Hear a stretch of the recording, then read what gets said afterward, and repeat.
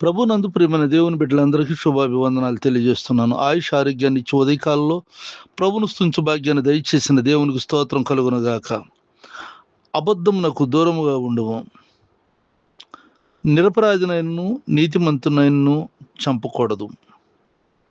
నిర్గమకాండము 23 అధ్యాయము 7వ వచనం.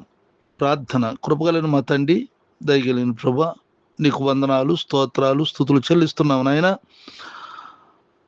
అయా, ఇంకా అబద్ధాలతో ఎదుటి వారిని బాధ పెట్టేటువంటి మనసు కలిగి లేనిపోయిన మాటలతో నాయన ఇబ్బంది కలిగిస్తున్నటువంటి వారు ఎవరైనా ఈ ప్రార్థనలో ఏకీభించిన వారు ఉంటే అటు వారికి సరైన మారు మనసు రక్షణ దయచేయండి నాయన.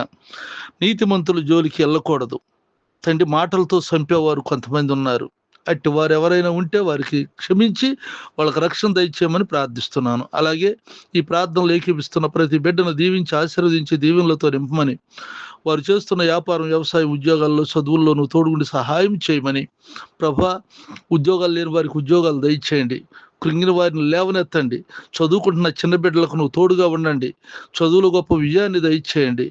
యవనస్తులు ఉద్యోగాల కొరకు ఎదురు చూస్తూ ఉండగా యవనస్తులకు మంచి ఉద్యోగాలు దయచేయండి. వృద్ధాప్యంలో ఉన్న వారికి మంచి ఆరోగ్యం దయచేయండి. తండ్రి నీకు స్తోత్రాలు నాయన. గర్భిణీ స్త్రీలకు సుఖప్రసవం దయచేయండి. బలహీనులకు బలమును దయచేయండి. వివాహాలు కావాల్సిన బిడ్డలకు మంచి సంబంధాలను సమకూర్చండి. అలాగే నా దేశాన్ని రక్షించండి. నా తోటి సేవకులైనటువంటి వారు ఆయా స్థలాల్లో చేస్తున్న పరిచర్యలను దీవించండి. నా తండ్రి, నిత్యం నీ సన్నిధించమని యేసునామములో ప్రార్థిస్తున్నాను తండ్రి. ఆమెన్. తండ్రి అయిన దేవుని దయ, ప్రభువైన యేసుక్రీస్తు వారి కృప, పరిశుద్ధాత్మకు సన్నిధి నిత్యం తోడైండుగాక. Amen, amen.